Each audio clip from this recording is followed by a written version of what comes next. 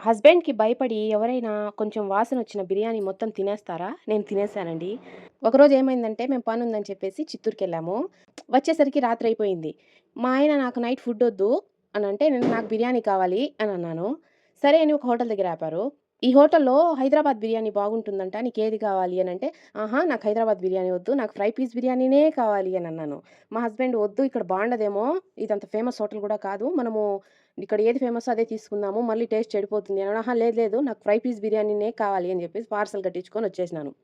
వచ్చిన తర్వాత ప్లేట్‌లో పెట్టేటప్పుడు ఇదంతా మా ఆయనే వీడియో షూట్ చేస్తున్నారు. చూసేకి అన్నిటికి చాలా బాగుంది. మా ఆయన కూడా ఓకే. ఓకే. మంచిగా ఫుడ్ మంచిగా ఇచ్చారు. పీసెస్ గూడా మంచిగా ఉన్నాయి. చూసేకి గూడా చాలా బాగుంది.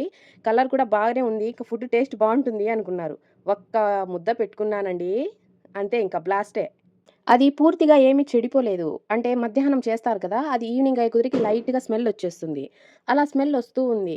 మా ఆయన నేనొక్క ముద్ద నోట్లో పెట్టుకోగానే "ఎలా ఉంది?" అని అడిగారు. ఇప్పుడు మా ఆయన వద్దన్న బిర్యానీనే మళ్ళీ కొనుక్కొని తిన్నాను. ఇది బాలేదు అని అన్నాననుకో ఇంక నా పని అయిపోయినట్టే. బాగుంది, బాగుంది అనుకోని మొత్తం తినేసారంటే మీరు నమ్ముతారా? ఇంతవరకు మా ఆయనకి ఆ బిర్యానీ బాలేదని తెలియదు. ఇప్పుడు గాని ఈ వీడియో చూసాడంటే ఇంకొకసారి మళ్ళీ ఇంట్లో పెద్ద పండగవుతుందనమాట.